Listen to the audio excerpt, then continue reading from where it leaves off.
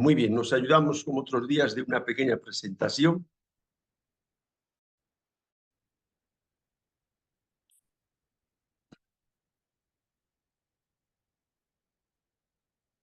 Ahora sí, vamos allá.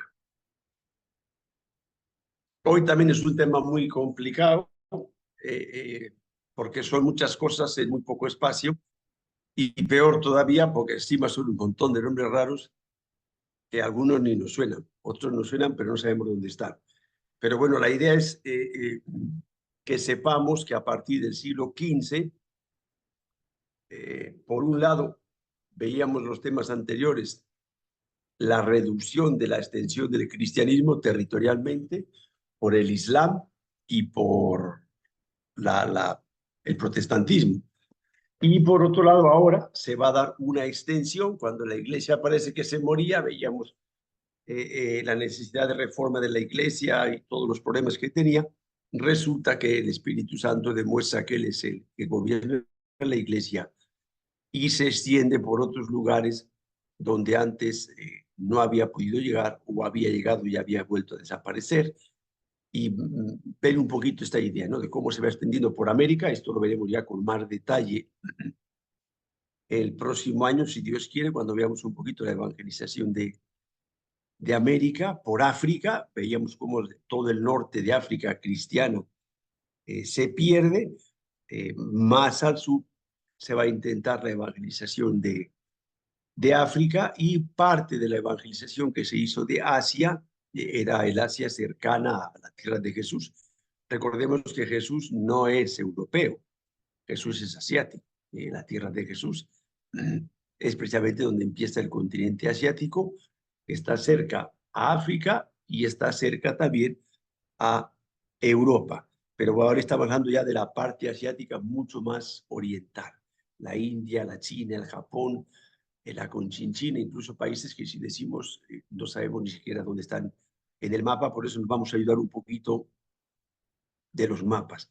Entonces, más que las fechas y los nombres, lo que nos importa es saber esta expansión que se produce a partir del siglo XV hasta el siglo XVIII de la evangelización del mundo conocido en esa época. Repasamos un poquito. Tenemos siglo III, vemos lo que era el mundo cristiano en el siglo III, cuando la iglesia va a empezar a ser libre a partir de 313. Tenemos que todo el norte de África era cristiano. Esta parte de acá, a partir de aquí, ya es Asia.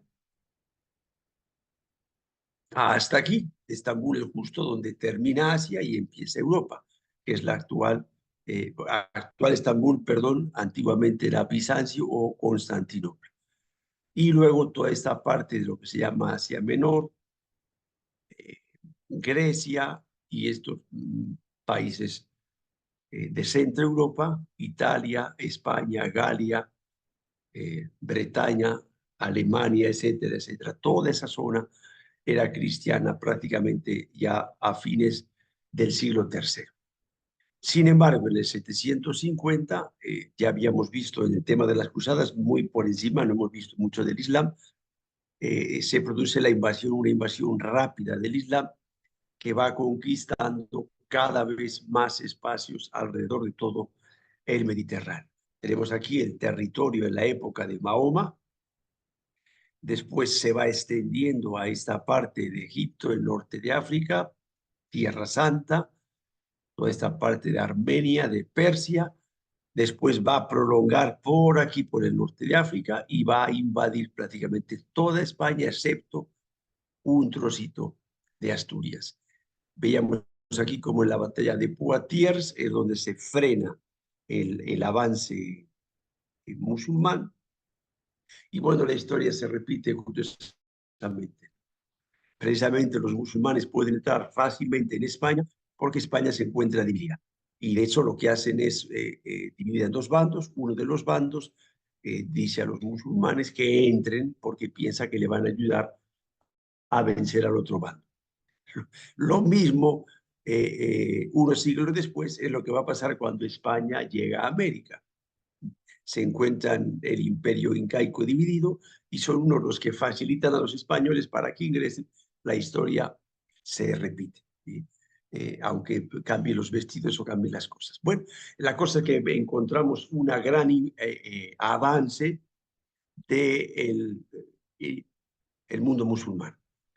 Prácticamente queda esta partecita de acá, de la actual Turquía, Constantinopla, que va a verse asediada varias veces, parte de estas invasiones que veíamos de los bárbaros que se van a ir convirtiendo al cristianismo, la parte de Francia, toda esta parte de acá, pero lo que es esta parte de Asia y el norte de África se ha perdido para el cristianismo. Y ahora, a la parte, digamos, que más o menos había cristiana, resulta que con el problema de la reforma, del protestantismo, se pierde buena parte. Solo lo que está en este color clarito es lo que es cristiano católico. Esta parte de Irlanda, Inglaterra, ya con Enrique VIII, se vuelve anglicana, y aquí encontramos toda la parte Rusia y el imperio turco, son musulmanes, y todos estos puchitos por acá que son luteranos, calvinistas, etcétera, etcétera. Hugonotes, aquí en Francia esto se le llama hugonotes. Entonces la extensión del cristianismo se ha ido reduciendo considerablemente. Y veíamos prácticamente una cristiandad que estaba agonizando. Y ahora vamos a encontrar cómo sucede precisamente lo contrario. Católico, ya hemos dicho muchas veces, no es un sustantivo, es un adjetivo que al final se ha convertido en un sustantivo, pero que la iglesia sea católica quiere decir que la iglesia es universal. La iglesia está encarnada, recuerda el primer tema que veíamos, la iglesia es santa y pecadora, humana y divina, como Jesucristo está encarnada en el mundo, en la historia, y todo lo que va sucediendo en la historia afecta para bien o lamentablemente también para mal a la iglesia. Lo que veremos también nuevamente el próximo año con la evangelización de América es todas las condiciones materiales, comerciales, políticas, el desarrollo de la navegación astronómica, los instrumentos astronómicos que van permitiendo que las distancias se acorten, que comparado para nosotros siguen siendo unas distancias bárbaras, ¿no? Pero lo cierto es que aparece este nuevo barquito que tenemos aquí, que es la Carabela, que va a ser el barco del descubrimiento. Es un barco más pequeño, mucho más ágil, más liviano y permite avanzar muchas más distancias, pero bueno, estamos hablando que no deja de ser un cascarón de nuez. De hecho, cuando una persona subía un viaje de estos, sabían que mínimo, el 50% no regresaba. Imagínense que ustedes van a coger un autobús o un avión y les dicen, estamos de oferta, el 50% va a llegar, el 50% no va a llegar, a ver quién se sube. Entonces, nosotros criticamos, decimos, pero la verdad es que la cuestión era muy complicada. Va a ser precisamente este barco, la Carabela, la que va a permitir poder viajar grandes distancias para pasar de un océano a otro o para ir navegando, lo que ya se hacía antes, por las costas de África para llegar hasta abajo del todo, dar la vuelta y por ahí llegar hasta Asia. Están también los viajes de Marco Polo y de otros viajeros que han ido contando sus viajes, lo que han ido, lo que han visto, lo que han contado. Y lógicamente lo que nos pasa a nosotros les pasaba también a ellos, que cuando contamos un viaje, pues le echamos un poquito más de ají, un poquito más de emoción al viaje, las cosas las magnificamos un poquito más y empieza a picar la curiosidad de la gente de conocer otros lugares, otros países, otras culturas, posibilidad también de encontrar riqueza, no solo para acumular. Curiosamente, los escritos de Colón, lo veremos el próximo año, si Dios quiere, y si me acuerdo, dicen que su intención es llegar a las Indias para recaudar fondos para la conquista de Jerusalén. O sea que sus motivaciones son bastante distintas a las nuestras. Y de ahí donde se acuña esta fórmula del oro, la pólvora y las almas, o lo que dicen los ingleses, las 3G. God, Dios, Gol, oro y gloria. Bueno, algo parecido es esto. Por un lado está el deseo de riquezas, un deseo muy arriesgado, que ya digo que la mitad no llegaban, y luego, una vez que se quedaban aquí, por las enfermedades tropicales para las que tampoco tenían defensa, también murió un montón de gente. La pólvora, porque lógicamente tarde o temprano yo llego a un lugar que no es el mío y por muy pacífica que quiera hacer la conquista, el que está allí va a decir, aquí no eres tú quien para entrar, porque vas a venir tú aquí, porque te vas a meter. Al final aparece la violencia y se pasa de una conquista que intentas que sea pacífica a una conquista armada. Y revuelto con todo esto, está también pues, la intención que tienen es de expandir el cristianismo. El Papa Alejandro VI le dará las bulas alejandrinas precisamente para que extiendan el cristianismo y consigan que estos miles de personas que no conocen a Dios puedan salvarse. En aquella época pensaban que el que no estaba bautizado se iba al infierno. Entonces había que llegar allí y bautizar a esta gente. Eh, Todo está revuelto. A nosotros nos resulta bastante complejo entender esto, pero esa sociedad es lo que hemos querido explicar un poquito en el tema de la Edad Media. Era así y más en concreto en la sociedad española, donde todo estaba mezclado. En los barcos se rezaba todos los días, se cantaba la salve, todavía en España todavía se canta la salve marinera, la marina, cuando yo hice servicio militar en la Marina Española, cantábamos la salve marinera y, y, y era el ejército, no era una congregación mariana. Entonces estaba todo un poquito revuelto, ¿no? Bueno, en primer lugar, se empieza a meter la nariz por África, se va llegando al norte de África, Ceuta, se reconquista Ceuta porque todo eso era zona musulmán y la primera navegación, como les decía, es siempre sin perder la costa. Entonces se va llegando a todos estos lugares y se va ingresando hasta donde más o menos se va pudiendo. Se entra en contacto con pueblos, con culturas, igual que va a suceder después en América, y para mí es un misterio cómo se han entendido, porque no sabían el idioma ni sabían nada. Y lo que van a intentar siempre es conseguir buscar intérpretes. Y normalmente lo primero que hacen es, cuando regresan, se llevan gente joven a España o a Portugal. ¿Para qué? Para que aprendan el idioma, aprendan la cultura, aprendan el cristianismo, se bauticen y en el siguiente viaje les traen como intérpretes. Gente que sabe el idioma, de alguna manera es nexo entre las dos culturas. O sea, no solo es que yo llevo un barco y llego allí y se acabó, hay todo un trabajo de inculturación que se llamó muchos años después, sobre todo a partir del encuentro de obispos en Medellín, de intentar comprender esa gente mucho más allá de saber solo el idioma, sino cómo funciona su cabeza, cómo podemos hacerlos entender con ellos, etcétera, etcétera. Una vez que ya se descubre América y se ve que se puede cruzar el océano, van a llegar a veces incluso aquí a la punta de África. ¿Por qué estas vueltas? Porque lo que buscan son las corrientes. Son barcos de vela, van muy despacio, pero si yo aprovecho corrientes, el viento y la corriente hacen que el barco vaya mucho más rápido o evito zonas tormentosas. Por eso no es la línea recta, sino que ellos saben por dónde van buscando. Llegan aquí al Cabo de Buena Esperanza, precisamente por eso, porque llegan al final y si por fin llegamos al final, le podemos dar la vuelta. Y de acá entran también a Mozambique y de ahí van a llegar a este inicio de Asia. Más acá está la China y más allá está el Japón.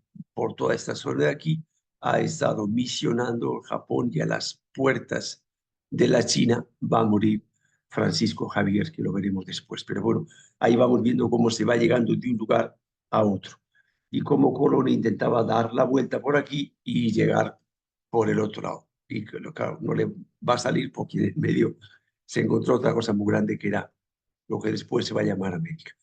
Consiguen algunas conversiones más o menos importantes en lo que ahora es el actual Congo. Normalmente en esa época la idea era siempre así, se convertía el rey y con él se convertía todo el mundo. Entonces el rey es el que ya permitía que vengan misioneros, que enseñen a la gente, que los catequicen, etcétera, etcétera. Lo que pasa a lo largo de toda la historia de la iglesia pasa aquí también. En cuanto choca con algún problema de política de la zona, cuando empieza a chocar el cristianismo con una cosa de estas, donde dije digo, digo Diego. Hasta ahora podían hacer lo que ustedes querían, a partir de ahora se me van de aquí todos. Pero ¿por qué nos vamos? Se me van. Y así va a pasar en África, va a pasar en Asia, en América no va a pasar porque, digamos, se mantiene la conquista. Pasará después cuando llegue la emancipación de las colonias, un montón de misioneros tendrán que salir. La Compañía de Jesús, por intereses políticos, no de América, sino de Europa, también serán expulsados. Este fenómeno de la simbiosis entre la religión y el Estado se da, lo veíamos desde el Imperio Romano. A veces mejor, a veces peor. Y aquí va a producirse esto.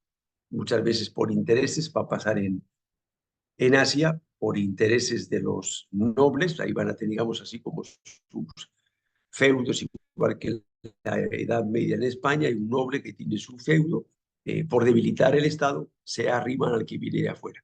Y en ese sentido facilita la conversión de los fieles hasta que llega el de arriba y dice, no, ustedes me están fregando la pita, así que de aquí se me van. A veces se iban pacíficamente y otras veces es donde vienen los mártires de todas estas zonas, ¿no? O sea, el fenómeno en general más o menos es el mismo, ¿no?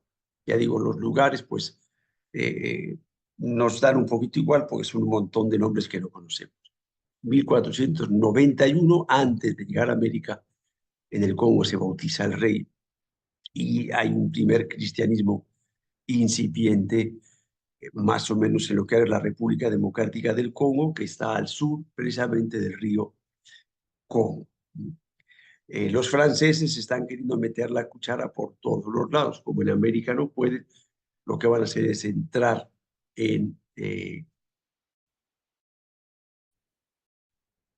el África, pero las misiones francesas son completamente distintas a las españolas.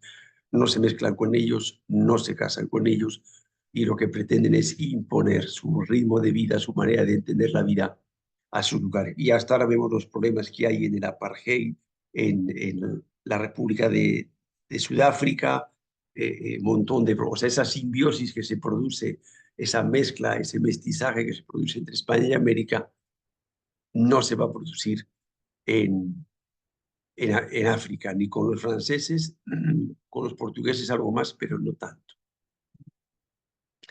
De América, bueno, ya conocemos algo más rápidamente. La corona española enseguida intentó ir organizando, porque tampoco sabían lo que se iban a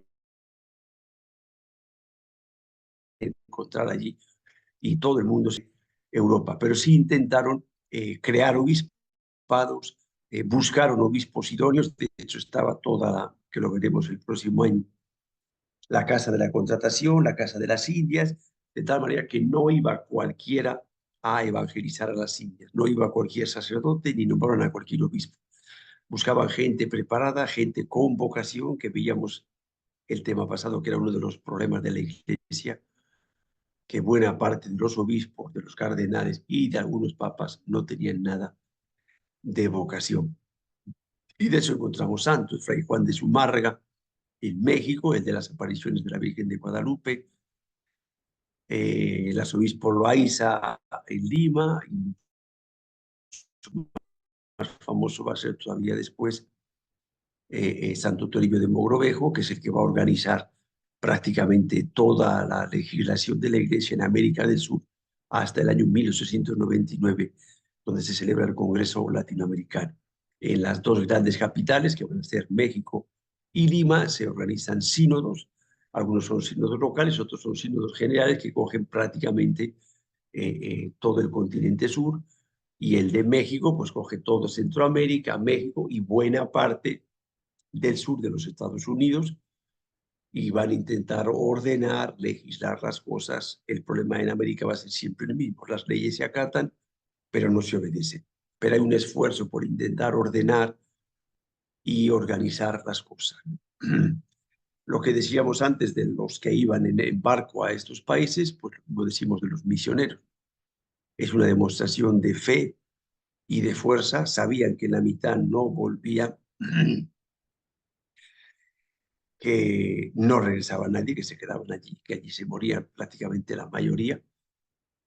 Y luego unas condiciones físicas, climatológicas muy complejas, una situación difícil de intentar entender a esa gente. Si a mí ahora me resulta difícil entender a mis alumnos arsénicas que hablan en castellano, yo digo: esta gente, ¿cómo se entiende en su vida? Con hábito en su vida, con casco, con caballo. Es todo un esfuerzo gigantesco que se ha hecho de buena voluntad, aunque tuviese sus errores y sus limitaciones, por intentar comprender a esta gente, por intentar civilizarla, porque hemos unido la evangelización con la civilización, con la idea buena de, bueno, de que civilizarse era ayudarles a darles una vida mejor, una salud más íntegra, una alimentación mejor, una vida más ordenada. Ellos lo entendían y lo veían así. Ahora nosotros decimos: no han respetado su cultura, pasado por encima de su cultura, y es lo que se llama la tabla rasa. Se intentaba que desaparezcan todas las idolatrías que ellos tenían, en muchos casos idolatrías muy salvajes, porque veremos también la Virgen de Guadalupe se convierte la gente, pero por miles, por miles, por miles, porque encuentran todo lo contrario. En lugar de un Dios que quiere sangre, que quiere corazones, que quiere vidas, encuentran un Dios que es misericordioso, que está dispuesto a perdonar, a levantar, a cuidar, a sanar. Lógicamente, todo eso queda atrás y pasa a esto. Pero claro, el cambio de mentalidad,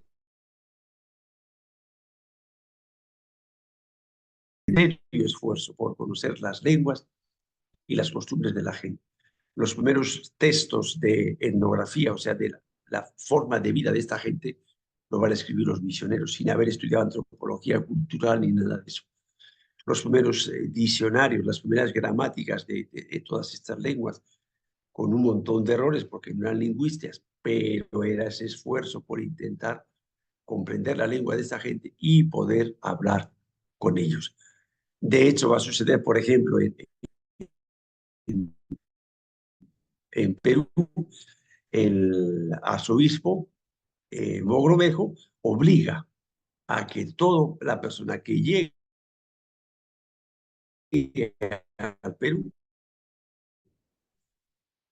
aprenda o quechua o así. Las zonas, muchas zonas de las misiones de la selva por las que nosotros estamos, los franciscanos, cuando fundaban las misiones, no les enseñaban castellano, les enseñaban el quechua. ¿Por qué? Porque salían la mayoría a la sierra a hacer sus intercambios, sus trueques, y les servía más el quechua que el castellano. Y les van a enseñar el quechua. No hay un gusto de imponer las cosas, sino que intentan hacer como ellos entienden las cosas. El primer libro que se va a imprimir en América precisamente va a ser el Catecismo de Santo Toribio, trilingüe: castellano, quechua y aymara. Se intenta hacer también un teatro, se enseña un teatro, un alto contenido teológico y catequético, traducido en lengua local para que la gente que no sabía ni leer ni escribir, por todo eso vaya intentando y comprendiendo todo eso. Vemos la importancia de lo que hablábamos también el último día, de las imágenes, los libros, porque toda esta gente no sabía leer.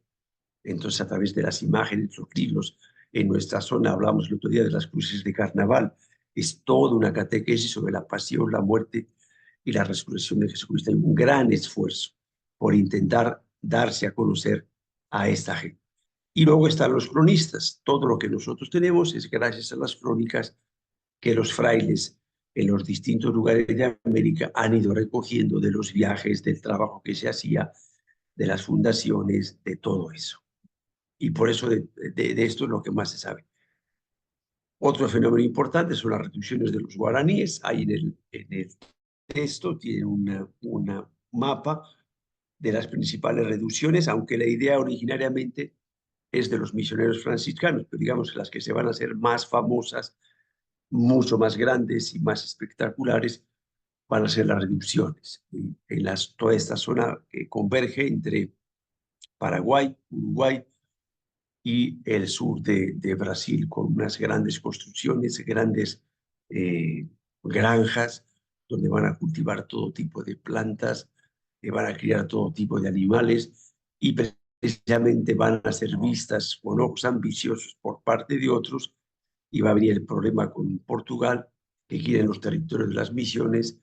En el 1750 hay un nuevo tratado donde se cambian los límites entre España y Portugal. Todas estas misiones tienen que abandonar a los jesuitas y al final son expulsados los jesuitas de América y todo esto, la mayor parte se viene abajo. Pero digo, ya el próximo año lo veremos con más calma. Luego está la América inglesa, donde prácticamente lo que han hecho es traer sus ingleses, quitar del medio todos los nativos y hacer una nueva Inglaterra, Nueva York, Nueva Inglaterra. Y al norte, lo que ahora es la actual Canadá, sí hay una América francesa, también están ahí los franciscanos, en concreto los franciscanos capuchinos y jesuitas, van a tener también ahí sus misiones en esa zona. De hecho, buena parte del sur de Estados Unidos, todos los nombres son cristianos. ¿Sí? La Florida, San Francisco, San Diego. ¿Por qué? Porque todo han sido fundaciones principalmente de misioneros franciscanos. Y hay libros escritos por ahí, uno lo lee, son auténticas novelas, unas auténticas aventuras. Se pegaban unas palizas de miles de kilómetros andando, muchas veces sin saber los caminos, buscando gente que les lleve. Gente a veces les engañaba, les llevaba por otro sitio. Y claro, muchos salían, como decíamos antes, y no volvían. Esto mismo ha pasado en todos los continentes. Lo que pasa es que el nuestro es el que más conocemos y de alguna manera el que más entendemos. La India parece que hubo una presencia cristiana los primeros siglos. Se conserva en teoría la tumba de Santo Tomás. De el norte de África, en el siglo V, va a ir un grupo de cristianos, pero cristianos nestorianos, arrianos, a evangelizar a parte de la India, y de hecho se van a encontrar 10 siglos después esa gente todavía hay. Para entender esto que hemos puesto aquí de San Francisco Javier, es un jesuita, cofundador de los jesuitas con San Ignacio de Loyola, navarro, estudia en la Universidad de Navarra, quiere ser alguien famoso y alguien importante, y San Ignacio de Loyola poco a poco consigue que haga ejercicios espirituales con él, se convierta, y cuando el rey de Portugal le pide 10 misioneros para la India, dice: ¿a dónde vas? Somos 12, me pides 10, que me queda aquí. Al final van a ir 2. Francisco Javier no estaba en la lista de los 2, pero el que tiene la última palabra es Dios, ni siquiera San Ignacio de Loyola. Al final el que va es Francisco Javier, el otro se queda en Goa enfermo, y el que va a corretear por todos estos lugares es Francisco Javier. La idea de ellos, repito, era: el que no tiene bautismo se muere. Entonces lo que hay que hacer es bautizar a la gente cuanto antes, siempre que se deje, claro. A la fuerza no le vamos a bautizar. Y después se les intenta catequizar. El mismo San Francisco Javier se va a dar cuenta después que es pan para hoy y hambre para mañana, y entonces dice: no, hay que ir un poquito más despacio. Claro, cuando vemos el mapa y con los barquilluelos con lo que este hombre navegaba, bueno, pero este hombre, ¿de dónde ha sacado un tiempo? Porque en 10 años ha hecho todo esto. De Lisboa viene acá, viene hasta Punta de América, llega aquí, llega a Goa, Y desde aquí hace estos 3 viajes. Al Japón, esta parte de la India, las Islas Molucas, que le sacaron canas al pobre toda esta zona, y se muere aquí en la isla de Sansón, esperando que le permitan ingresar a la China. Y con un fregado, un paisano suyo, no le quiere llevar, y allí se muere solo como un perro, prácticamente se muere de frío, el 3 de diciembre, que es cuando se celebra la fiesta, y en 10 años este hombre se recorrió todo esto. Fue formando gente, catequistas, de tal manera que 3 siglos después, cuando llegaban catequistas a esa zona, les hacían 3 preguntas. Uno, si eran devotos de la Virgen. Otro, si obedecían al Papa. Y otro, si tenían mujer. De acuerdo a las respuestas, sabían si eran católicos o evangélicos. Pero 3 siglos después, o sea, sin sacerdotes, han ido transmitiéndose la fe los unos a los otros. Como cuando aquí estamos hablando de la escuela de evangelización, que todos somos misioneros, no estamos inventando nada. Esto ya está más que inventado. De hecho, lo hemos visto desde el siglo I, cuando los cristianos son perseguidos, donde van llevando el evangelio porque lo llevan en su corazón.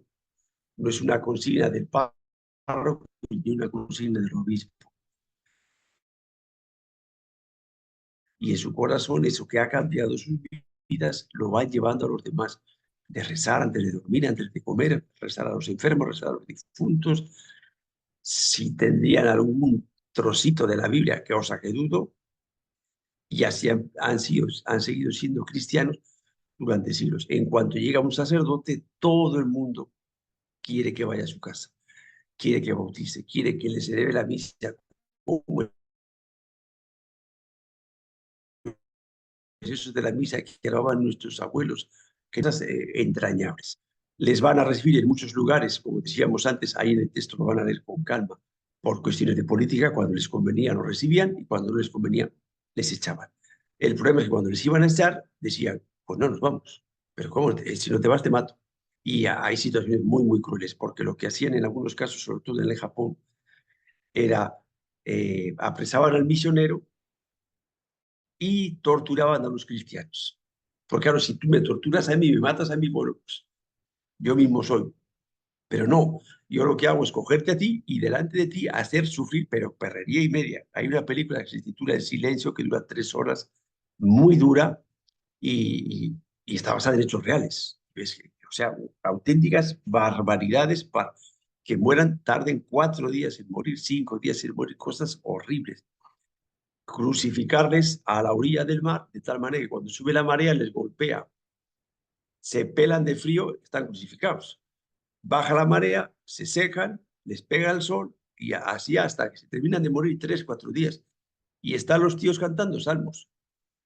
Entonces dices tú, bueno, pues parece que esta evangelización no estaba tan mal hecha, ¿no?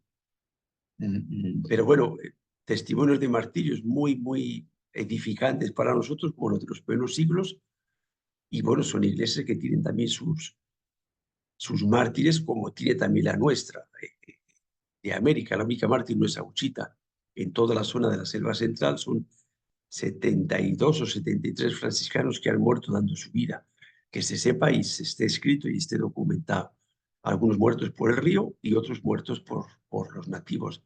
Entonces, bueno, lo que veíamos en los primeros siglos, la sangre de los cristianos es, la sangre de los mártires es semilla de nuevos cristianos, también se produce aquí. Eso que veíamos en América, que acabamos de decir, también va a suceder aquí. San Francisco Javier se da cuenta que hay que conocer la lengua, hablar en su idioma, conocer sus costumbres e intentar entender cómo funciona su cabeza para poder dialogar con ellos. Si no es un barniz que yo les doy por encima y no sirve de nada. Y esto es lo que van a continuar después los misioneros que van a venir por estas zonas, por esta zona de Asia. Lo mismo sucede en el Japón, como decíamos, esto va a ser principalmente una cuestión de política. Todos los señores feudales quieren que vengan para llevar la contraria digamos, al emperador, y el emperador después les va a perseguir precisamente para que se vayan. Van a llegar a ser unos 300.000 cristianos hice esos esfuerzos por vestir como ellos, por hablar su lengua, por intentar, bueno, lo que hizo San Pablo con los cristianos, volcar las enseñanzas de Jesús en las estructuras mentales del mundo griego. Aquí se va a intentar hacer en las estructuras mentales del mundo oriental. Aquí tenemos un gráfico de lo que les hacían. Este es un dibujo de Jesucristo y les hacían pisar a Jesucristo, el rostro de Jesucristo, mientras estaban torturando a un grupo de feligreses. Bueno, estas son las rutas de Francisco Javier y de los otros. Y a más detalles, pues lo leen ahí. Como digo, lo que queremos es tener una idea así más o menos general. Van a ser expulsados todos los misioneros hasta el siglo XIX, por lo que veíamos antes. El emperador quiere unificar el imperio y una de las causas de unificación, de unidad del imperio es la religión. Entonces vienen aquí a dividirnos, a separarnos, así que, como dice el otro, váyate. Lo que hablábamos antes, ¿no? La religión se va a transmitir por siglos sin sacerdotes, con catequistas, los jefes de las aldeas, las distintas cofradías que se han ido haciendo de forma clandestina y oscuras porque estaban perseguidos. O sea, si los encontraban, no los mataban, los torturaban. Y al final, después de varios días de tantas torturas, es donde ellos morían. En la India hay presencia documentada desde el siglo V, los cristianos, decíamos, de África, nestorianos. Los portugueses van a intentar barrer un poquito con todo, y claro, el problema que sucede en esta parte de Oriente Asiático es que hay unas religiones ya bien fundamentadas y muy sólidas.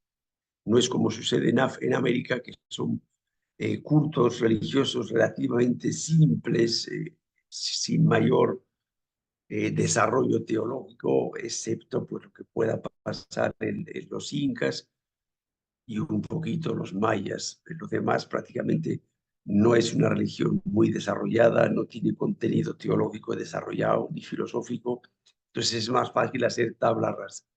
Aquí no, aquí tienes bonzos, tienes maestros que saben, entonces no es tan fácil decir barremos con todo y empezamos de cero. Aquí eso no funciona. Como decíamos, en Goa está el primero obispado de esta zona. Aquí va a llegar también San Francisco Javier y de aquí van a intentar ir llegando a todos estos lugares de la India y después llegan a toda esta otra zona de acá que veremos ahora, lo mismo a la China. El gran evangelizador de esta zona, decíamos antes, va a ser San Francisco Javier y después los jesuitas van a continuar su trabajo. Tenemos aquí un importante evangelizador jesuita, Roberto Nobili, que lo que va a hacer es, él se da cuenta, en la India están las castas, yo voy en plan de pobre como Jesús y no me recibe ni el gato con botas. Entonces dice, bueno, si yo quiero que a mí me reciban y dialogar con las cabezas para que después se vayan convirtiendo todos, tengo que ponerme de tú a tú, de igual a igual. Entonces empiezan a vestirse como ellos, aprenden su lengua y empiezan a compartir con ellos la cultura occidental que busca, lo que a ellos les llama la atención, lo que les pica la curiosidad, nuestra cultura, pero ya de igual a igual, de sabio a sabio. Entonces ya soy alguien digno de ser escuchado y puedo ir hablando con ellos a un cierto nivel, vamos haciendo una cierta relación de amistad y podemos llegar a... De la otra manera, bueno, soy un turista que llega por allí, dice cuatro cosas y no me hace caso ni el gato con botas. La China es un país gigantesco también. Van a llegar de la India a la China, aquí a Macao. Y de aquí poco a poco, normalmente era más fácil ayudarse por la costa, van a ir intentando meterse en la China. En 1557 ya están aquí en Macao, lo que no consiguió San Francisco Javier, lo van a conseguir los jesuitas. El otro jesuita famoso es este Mateo Ricci, Se vistió, se asimiló como un monje budista, estudió la lengua, la civilización, lo que hablábamos antes, ¿no? Y vestía y vivía como uno de ellos. Su casa no era una casa distinta, era una casa igual que la suya, vestía como una casa como la suya, comían como ellos, se intentaban convertirse en uno más, precisamente para esto que estamos hablando, de ser capaces de hablar, de dialogar de tú a tú, de igual a igual. ¿Sí? Y el caramelo ahí era, como digo, los conocimientos de la cultura occidental. Va a traducir la Biblia y la liturgia a este idioma porque no tiene sentido que yo llegue allí y me ponga a celebrar la misa en latín. Pero, ¿qué va a suceder? Que hay otros que dicen, no, no, la misa tiene que ser en latín, como pasa ahora. Hay gente que sigue emperrada en que la misa tiene que ser en latín, aunque nadie entienda nada. Pero es que es más bonito, es que, bueno, no digo que esté mal, pero lógicamente para ir de misiones, la misa en latín no me sirve. Entonces, dentro de ese esfuerzo de conocer la cultura, la civilización, la inculturación del Evangelio está esto. Se arma un lío gordo, que sí, que no. El Papa Pablo VI por fin aprueba la traducción de la Biblia y de la liturgia. En esas peleas se ha perdido muchas energías y mucha gente, pero bueno, a fines del siglo XVII llegan a ser entre 200 y 300 mil cristianos y son 125 misioneros en la China. Claro, es un continente gigantesco. Ahora mismo la lengua que más se habla es el chino, 1.600 millones de chinos. ¿Sí? Entonces, no es tan, proporcionalmente, no es tan importante, pero no deja de ser un número considerable. Como decíamos, portugués, lo que hemos hablado siempre, el problema de religión y Estado, política y religión. Entonces, los portugueses quieren imponer determinadas cosas y desde Roma, propaganda fide, veíamos que es el ministerio, si lo queremos llamar así, con el lenguaje civil, que es el que se encarga de las misiones, no se entienden con los portugueses. Ellos parece que buscan más sus intereses comerciales, los portugueses eran evidentemente eso, y todo esto va a hacer que de esto no quede prácticamente nada. Al final el emperador dice, todo el mundo fuera, no quiero líos, no quiero problemas, aquí todo queda como estaba y no queremos más divisiones, ni más pleitos, ni más líos. Así que la gente tuvo que ir, otro montón de mártires también, y hasta prácticamente ayer por la tarde, como quien dice, no se hizo nada de esto. Pero bueno, Asia es muy grande, hemos visto esta parte de aquí, que es Arabia, que nos llevó a evangelizar, que es donde van a ser el Islam. Hemos visto la India, hemos visto la China, hemos visto Japón, que es esto de acá, y bueno, toda esta parte de acá, China es este monstruo, y ahora es esta puntita de acá, que la mayoría no sabemos dónde está.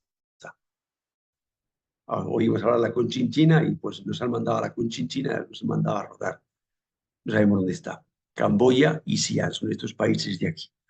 Entonces, los que son perseguidos de Japón, que está aquí, se vienen acá, a casito nomás, aquí. Y igual que sucede en el siglo I, los cristianos perseguidos llevan la fe allí donde van.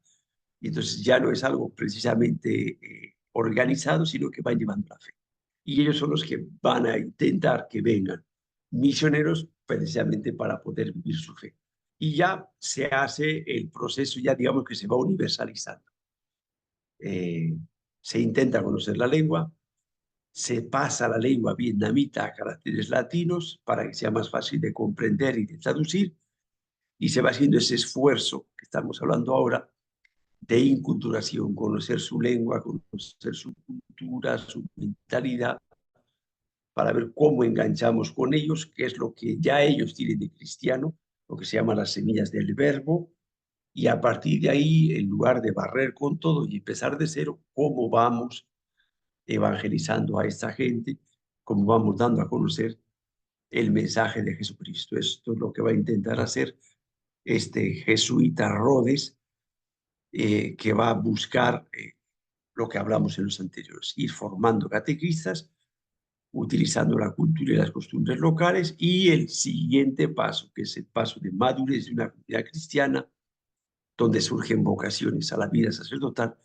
y a la vida religiosa. Por eso en nuestro vicariato seguimos estando en pañales, porque no salen vocaciones, son muy pocas y seguimos dependiendo de otros sitios.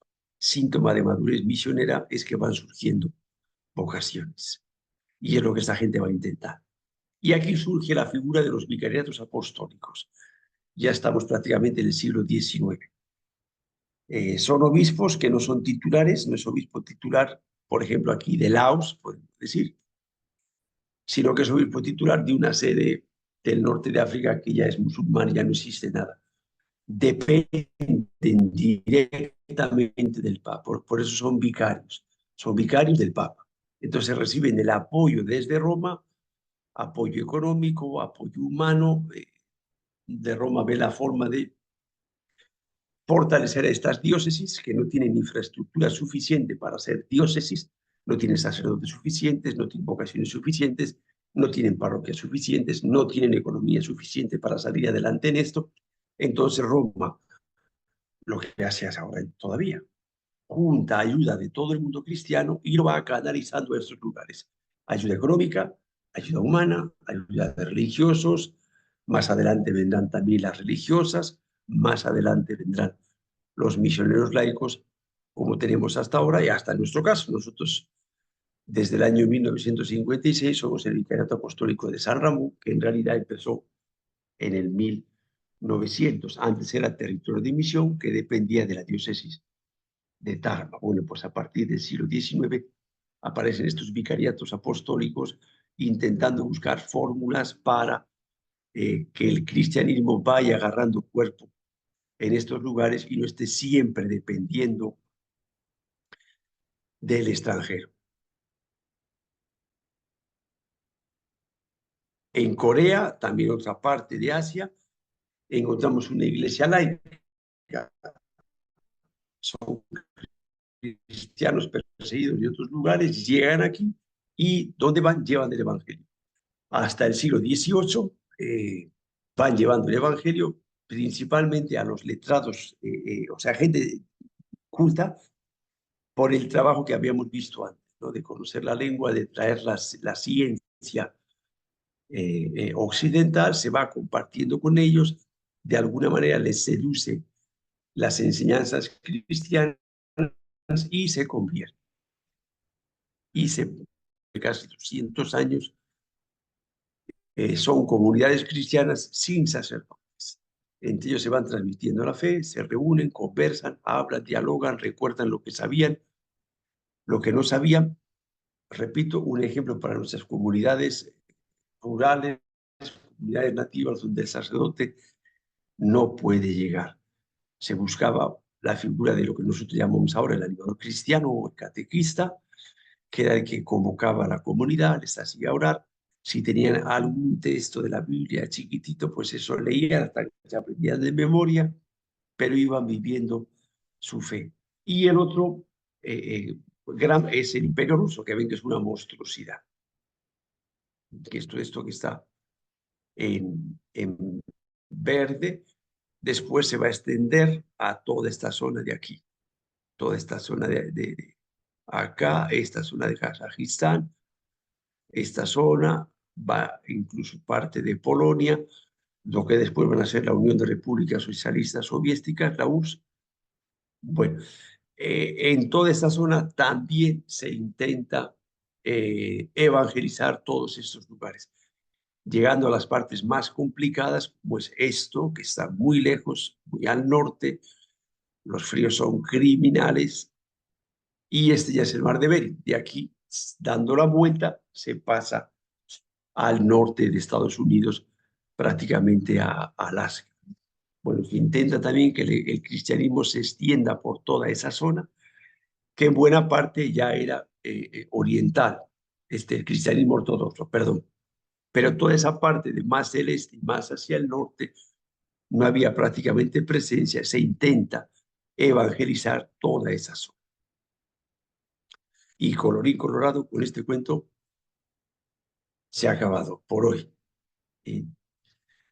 Como digo, la idea es ver un poquito todo este esfuerzo de evangelización, de llevar la palabra de Dios a otros lugares y la idea de fondo que le he repetido hoy varias veces, cómo el que guía a la iglesia es el Espíritu Santo.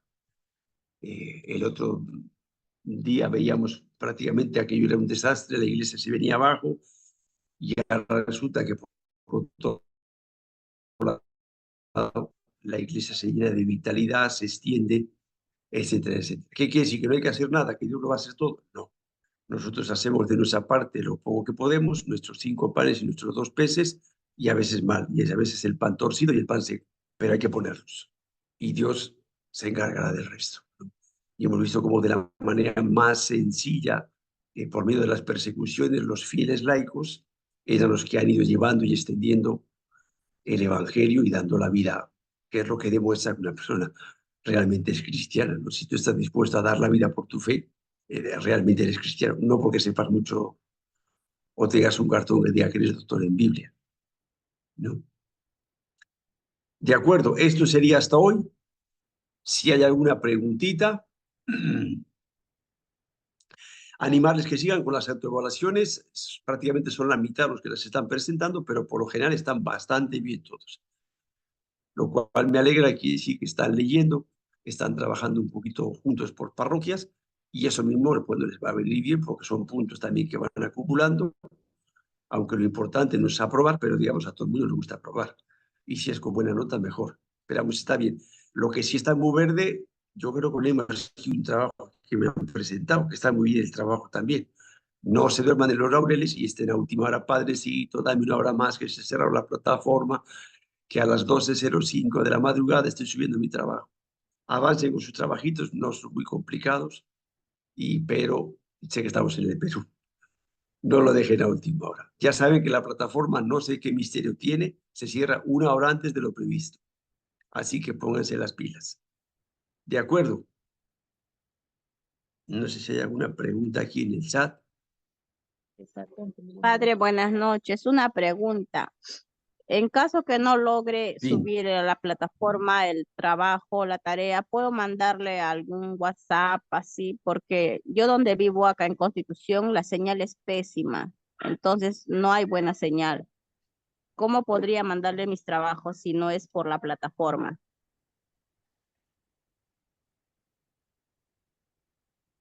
Vamos a ver, hay dos que lo que me han hecho es en la autoevaluación 4, me han metido la 3 y la 4. No, dos, han sido 4 o 5 hay. Entonces, nada, lo he visto, les he corregido y luego me he ido a la autoevaluación 3 y les he puesto nota, porque antes no sabía cómo se hacía, ahora ya he aprendido algo y lo he hecho así. Entonces, si puedes, lo haces así. En la autoevaluación 5 me metes la 2, la 3, las que tengas. Ya, ok, Yo padre, las muchas corrijo, gracias. anoto tu nombre y ya después vuelvo a esa otra, lo busco y ya está. Ya, ok, ok, Porque muchas gracias, para mí padre. es Hasta luego. lo más fácil. De acuerdo, pero no se me acostumbre el mal. Hay que hacer cada cosa en su tiempo. Preguntan desde cuándo la época vuelve a tener el control de obispos. O sea, a lo largo de la iglesia, esta ha sido una pelea continua, continua. Entonces ha habido épocas donde lo ha tenido y otras donde no lo ha tenido. Hay épocas que en determinados lugares ha tenido el control y en otros no lo ha tenido. Entonces, en América veremos todo el tema del patronato, no lo ha tenido. Después de la independencia, incluso la República quería seguir teniendo el control sobre eso. Lo han estado luchando. En España con Franco, el Papa Pablo VI ha tenido que estar peleando con Franco hasta prácticamente el año 60 y tantos. Franco murió en el 75. O sea que esa pelea es de la Iglesia universal, de toda la Iglesia, de los 20 siglos de la Iglesia, pero depende de los lugares. Ahora, bueno, ya por lo general, yo creo que en todo el mundo, excepto en China, hay una parte de China, pero bueno, no vamos a enredarnos con eso. Ya el Papa, por medio de la Nunciatura, que es el representante en cada país, es el que, digamos, designa a los obispos, pero ese problema ha aparecido a lo largo de toda la historia. Ya digo, hay épocas donde el Papa lo ha conseguido y otras épocas donde no lo ha conseguido. Incluso dentro de la misma época, en unas zonas sí y en otras zonas no. Por ese deseo que hemos visto que es una constante en la historia de la Iglesia, del poder político querer manipular a la Iglesia o directamente aprovecharse de ella.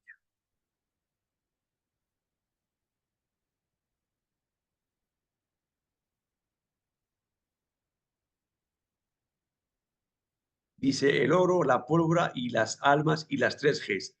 Bueno, las tres Gs es una expresión que se dice en inglés. ¿Sí? Es gold, que es oro, yo no sé inglés, gloria, que es muy fácil, y God, que es Dios. Entonces se dice que se iba a América por las tres Gs, Dios, el oro y la gloria. Acá nosotros la expresión que se ha acuñado es el oro, la pólvora y las almas. El oro por el deseo, la ambición de acumular riquezas, lógicamente yo invierto mucho dinero y vidas, en cierto modo hay un deseo de recuperar todo eso y más. Entonces está ese interés económico, comercial, como queramos decirlo.